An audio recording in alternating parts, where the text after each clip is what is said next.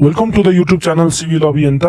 आज म तपाईहरुलाई युनिभर्सिटीहरुले गर्न लागेको अनलाइन एक्जाम जस्तो पोखरा युनिभर्सिटीले गर्न लागेको अनलाइन एक्जाममा आफूले लेखेको एन्सर सिट जुन एन्सर सिट तपाईहरुले घरमा लेख्नुहुन्छ त्यो एन्सर सिट चाहिँ एक्ज्याक्ट कसरी स्क्यान गर्ने, कुन सफ्टवेयर युज गर्दाखेरि बेटर हुन्छ र कति पोर्सन चाहिँ तपाईहरुले स्क्यान गर्नुपर्छ र कभर पेपर चाहिँ कसरी डिजाइन गर्नुपर्छ यस सम्बन्धी भिडियो लिएर आएको छु। भिडियोलाई अन्तिमसम्म हेर्नु होला। कुनै पनि प्रब्लम भयो भने चाहिँ कमेन्ट सेक्सनमा कमेन्ट गर्न नबिर्सिनु होला। च्यानललाई लाइक गर्नुस्, सब्स्क्राइब गर्नुस् र तल राखिएको बेल आइकनलाई प्रेस गर्न नबिर्सिनुहोस्। ल म अब तपाईहरुलाई एप्लिकेसन डाउनलोड गर्ने र इन्स्टल गर्नेदेखि लिएर सबै कपी स्क्यान गर्ने सम्मको कुराहरु सबै कुरा तपाईलाई यस भिडियोमा म देखाउन गइरहेको छु। भिडियोलाई अन्तिमसम्म हेर्नु होला। ल स्टार्ट गरौँ है त। अब सबभन्दा फर्स्टमा तपाईहरुले के गर्नु पर्यो भने प्ले स्टोरमा जानुस् है त। अब प्ले स्टोरमा जानुस्। अब एन्ड्रोइड मोबाइल तपाईहरुसँग छ भने प्ले स्टोरमा गइसकेपछि स्क्यान गर्ने सफ्टवेयरहरु धेरै छन्। ल जस्तो स्क्यानर भनेर तपाईहरुले सर्च गर्नुभयो भने डिफरेन्ट टाइप्स अफ सफ्टवेयरहरु यहाँ देखिन्छ। अब कुन सफ्टवेयर युज गर्ने भनेर तपाईहरुलाई डिलेमा भइराको छ भने अब यहाँ अप्सन नम्बर अफ अप्सन छ है। कुन सफ्टवेयर युज गरौँ भन्दा पनि मैले चाहिँ कुन प्रिफर गराउँछु भन्ने कुरातिर हेरौँ है त। मैले चाहिँ तपाईहरुलाई क्याम स्क्यानर युज गर्नुस् भनेर प्रिफर गराउँछु। तर तपाईहरुले अर्को स्क्यानर युज गर्नुहुन्छ भने पनि कुनै प्रब्लम छैन। तर क्याम स्क्यानर किन बेटर छ भने क्याम स्क्यानरमा तपाईहरुले बनाइसकेपछि त्यो वाटरमार्क हुन्छ। त्यो वाटरमार्कहरु चाहिँ तलपट्टि एन्ड अफ द पेजमा हुन्छ भने अरु कुनैमा चाहिँ सेन्टरमा अफ द पेजमा चाहिँ वाटरमार्क चाहिँ प्रेजेन्ट हुन सक्छ है त। त्यही भएर क्याम स्क्यानर नै युज गर्नुस्। ल म तपाईहरुलाई क्याम स्क्यानर डाउनलोड गर्ने तरिका सिकाइदिन्छु। अरु एप्लिकेसनहरु जसरी डाउनलोड गर्नुहुन्छ त्यसरी नै डाउनलोड गर्ने हो। ल let us go towards CamScanner. क्याम स्क्यानरलाई के गर्नुस् भने अब मैले क्लिक गरिसके नेक्स्टमा इन्स्टल भन्ने बटन थिचेपछि इन्स्टलेसन हुँदै जान्छ। ल इन्स्टल हुँदैछ हेरौँ है। डाउनलोड भइसकेको छ। अहिले इन्स्टलिङ प्रोसेसमा छ। एकैछिन वेट गरौँ। Okay CamScanner is finally downloaded है। अब यहाँ मैले के गर्दैछु भने ओपन र अनइन्स्टलको अप्सन छ। ओपन भन्ने क्लिक गर्नुस्। अन्य सफ्टवेयरहरु जसरी डाउनलोड गर्नुहुन्छ त्यसरी नै डाउनलोड गर्ने हो। क्याम स्क्यानर पनि कुनै पनि इस्यु धेरै छैन है। केही प्रब्लम आयो क्याम स्क्यानर डाउनलोड गर्न भने मलाई चाहिँ च्याटमा लेख्न नबिर्सिनु होला है त। अब मैले के गरेँ भने क्याम स्क्यानर डाउनलोड भइसकेपछि मैले अब नेक्स्ट गर्दैछु। के फिचर छ क्याम स्क्यानरमा भनेर तपाईहरुलाई सर्लक्कै देखाइरहेको छ यहाँ। अहिले चाहिँ मैले के गरेँ भने तपाईहरु साइन इन रजिस्ट्रेसनतिर त्यो प्रोसेसतिर गए पनि केही फरक परेन है। अहिले मैले चाहिँ तपाईहरुलाई युज नाउ भन्ने बटन थिचे। तलपट्टिको युज नाउ भन्ने बटन थिचेपछि तपाईले एक्ज्याक्ट अहिले भर्खरै चाहिँ यसलाई युज गर्न मिल्यो। ओके अब यो अनलक अल फिचर भन्ने कुरा पनि तपाईहरुलाई अहिले धेरै इस्यु गराउनु परेन। यसलाई क्यान्सल गरेर गरिदिनुस् अथवा यहाँनिर टपमा क्रस बटन छ, cross button press गरिदिनुस्। Okay क्याम scanner download भइसकेपछि इन्स्टल गरेपछि फर्स्टमा आउने होम पेज यो भयो। अब तलपट्टि के लेखेको छ भने स्टार्ट स्क्यानिङ भन्ने बटनमा तपाईहरुलाई हाइलाइट गरेर तलपट्टि राखेको छ भने अब त्यो स्क्यानिङ भन्ने बटन थिचौँ है त। स्टार्ट स्क्यानिङ भन्ने बटन म प्रेस गरे। तपाईहरुलाई यो एलाउ माग्छ, यो एलाउलाई यस यस गरिदिनुस्। अब ल नेक्स्टमा यहाँ अब डेमो भनेर भनेको छ त्यो हामी अब क्रस गरौँ है त। ल फर्स्टमा के गर्नु पर्यो भने तपाईहरुको त एन्सर सिट हुन्छ। एन्सर सिट कसरी राख्ने, कुन फर्मेटमा राख्ने भनेर युनिभर्सिटीले डिफरेन्ट डिरेक्टिभ्सहरु निकालिरहेछ हैन। यहाँनिर कभर पेज राखिएको छ। यो अब फर्मेट जस्तो पनि हुन सक्छ है, युनिभर्सिटी वाइज डिफरेन्ट हुन सक्छ। मैले चाहिँ अब फर एक्जाम्पल भनेर एउटा फर्मेट देखाएको है। यही फर्मेट एक्ज्याक्ट हुन्छ भनेर यसैले फलो चाहिँ नगरौँ है त। ल यहाँ मैले तपाईहरुलाई एक्जाम्पलको लागि के लेखेको छु भने एक्जाम सेन्टर कुन अब यो कुन तपाईहरुको युनिभर्सिटी वाइज फर्मेट हुन्छ यसलाई चाहिँ धेरै प्रायोरिटी मैले अहिले दिएन है त। अब युनिभर्सिटी वाइज तपाईहरुको जुन पनि फर्मेट हुन सक्छ। जस्ट यसलाई चाहिँ अहिले कभर पेज भनेर मानौँ है त। अब कभर पेजलाई के गरौँ भने क्याम स्क्यानरमा दुईटा फिचर हुन्छ, ब्याच मोड र सिंगल मोडमा फोटो खिच्न मिल्छ। तलपट्टि देख्नुहुन्छ है ब्याच मोड र सिंगल मोड। अहिले चाहिँ सिंगल मोडमा छ। सिंगल मोडमा चाहिँ के हुन्छ भने सिंगल पेपरहरु चाहिँ हामी स्क्यान गर्दै जान मिल्छ भने ब्याच मोडमा चाहिँ मल्टिपल नम्बर अफ पेजेस चाहिँ स्क्यान गर्दै जान मिल्छ है त। अब तपाईहरुलाई प्रिफर जुन गरे पनि हुन्छ तर ठ्याक्कै इमेज चाहिँ तपाईहरुले ब्याच मोडमा सबै मल्टिपल पेजेस गरेर एकैचोटी एक्सपोर्ट चाहिँ नगरौँ है त। त्यो मिस्टेक नगरौँ। क्रप त गर्नु पर्यो, इन्डिभिजुअली नै क्रप गर्नु पर्यो। त्यही भएर मैले चाहिँ के भन्छु भने सिंगल मोडमै खिच्नुस् अनि इन्डिभिजुअल पिक्चरलाई चाहिँ के गर्नुस् क्रप गर्नुस् है त। ल अब म के गरेँ भने यो फर्स्ट पेजलाई चाहिँ स्क्यान गरेँ। अब तपाईहरुको लाइटिङ के छ रुममा, अब लाइटिङ राम्रो लाइटिङ छ भने फ्ल्यास अन गरिराख्नु परेन है। अब लाइटिङ छैन भने यसरी यहाँ माथि टपमा गएर फ्ल्यास अन भनेर थिच्न पनि मिल्यो है त।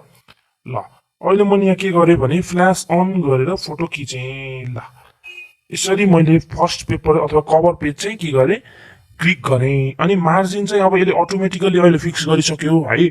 अब यो अटोमेटिकली फिक्स गरेको मार्जिनलाई नै तपाईँले ओके मानेर अघि बढे पनि भयो, अथवा अब पेपरको अझै मार्जिन मिलाउँछु भनेर यसलाई तलमाथि चढाउन पनि मिल्छ है, यसरी मुभमेन्ट गराउन मिल्छ। अहिले चाहिँ अब अटो नै फिक्स भएको हुनाले अटो नै क्रपिङ गरिदिउँ है त हामीले यसलाई। अब यस्तो गर्नुभयो भने के हुन्छ भने ब्याकग्राउन्डमा देखिएको त्यो जस्तो फुलहरू चाहिँ क्रप भएर आउँछ। ओके ल नेक्स्ट गरेँ।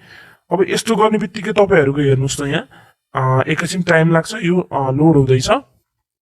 ल अब यहाँ हेरौँ है त, यसमा ठ्याक्कै एक्ज्याक्टली तपाईँहरूले खिच्नु भएको पेपरको ठ्याक्कै फ्रेममा हट्यो र सबै कुराहरू चाहिँ क्लियरली बुझिया छ। ल यहाँ अझै जुम गरेर हेर्नुभयो भने क्लियरली बुझेको हुन्छ है।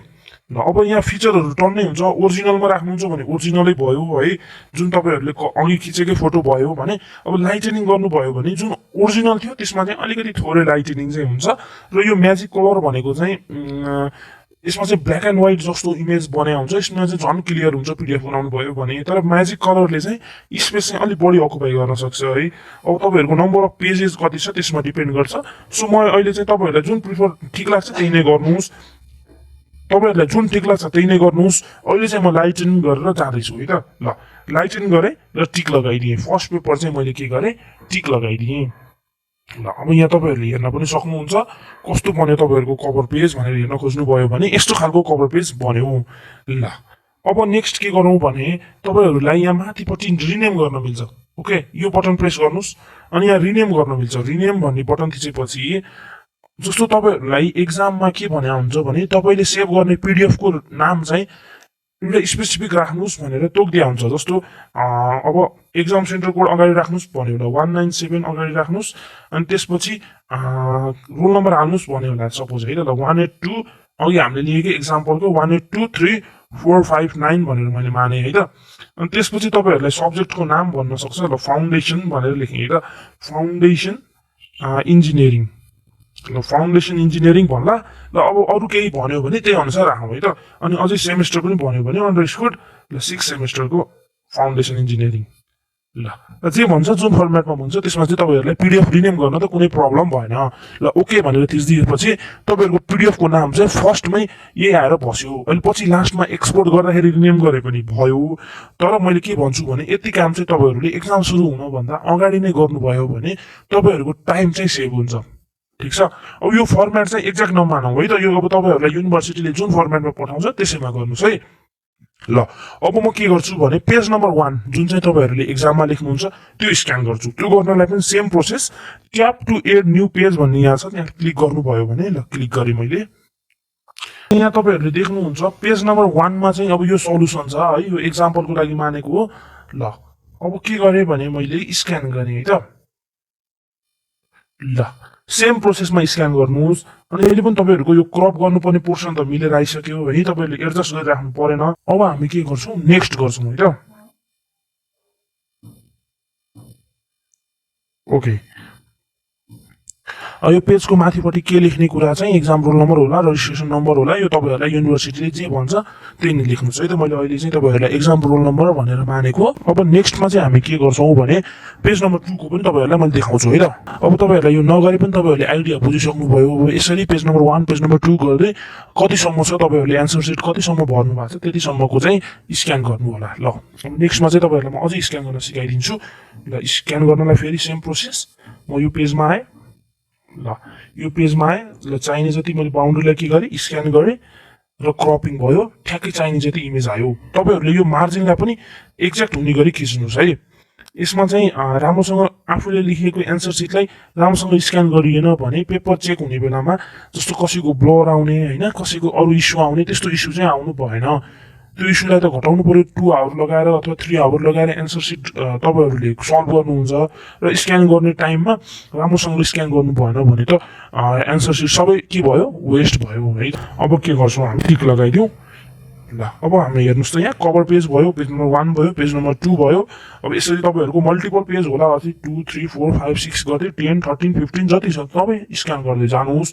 अनि फाइनल्ली है त अब अहिले चाहिँ मैले 2 पेज भनेर एक्जाम्पलको लागि लिएँ भने फाइनल्ली के गर्नुहोस् भने यहाँ पिडिएफ भन्ने बटन छ टपमा, पिडिएफ भन्ने बटन थिचेपछि तपाईले स्क्यान गरेको कुरा चाहिँ के भयो पीडीएफ फर्मेटमा आयो है त ल यसरी पीडीएफ फर्मेटमा आयो र तपाईहरुले अब कसलाई पठाउनु पर्ने हो कुनै युनिभर्सिटीलाई मेल गर्नुपर्ने हो कि कतै राखिदिनु पर्ने हो कि के गर्नुपर्ने हो अब त्यो युनिभर्सिटीले जे भन्छ त्यसरी नै गरौँ शेयर भन्ने बटन छ यहाँ शेयर भन्ने बटन प्रेस गरेर मेल गरिदिनु पर्ने भयो मेल गरिदिनुस् ड्राइभमा राखेर पठाउनु पर्ने भए ड्राइभमा राखेर पठाइदिनुस् जे भन्छ कलेजले त्यस अनुसार गरौँ है त अब अहिले चाहिँ म तपाईहरुलाई क्यामी स्क्यानर कसरी युज गर्ने भन्ने कुरा सिकाएको हो है अब एक्ज्याक्ट यही फर्मेटमा कभर पेज डिजाइन गर्नुपर्छ एक्ज्याक्ट यही फर्मेटमा पेज 1 माथि एक्जाम रोल नम्बर लेख्नुपर्छ भन्ने कुरा यिनी कुराहरु चाहिँ सबै युनिभर्सिटीले फिक्स गरेर पठाउने कुरा हो है जस्ट तपाईहरुले के बुझ्नुस् भने क्यामी स्क्यानर चाहिँ कसरी युज गर्ने भन्ने कुरा चाहिँ बुझ्नुस् है त ल यति भन्दै म अब अहिले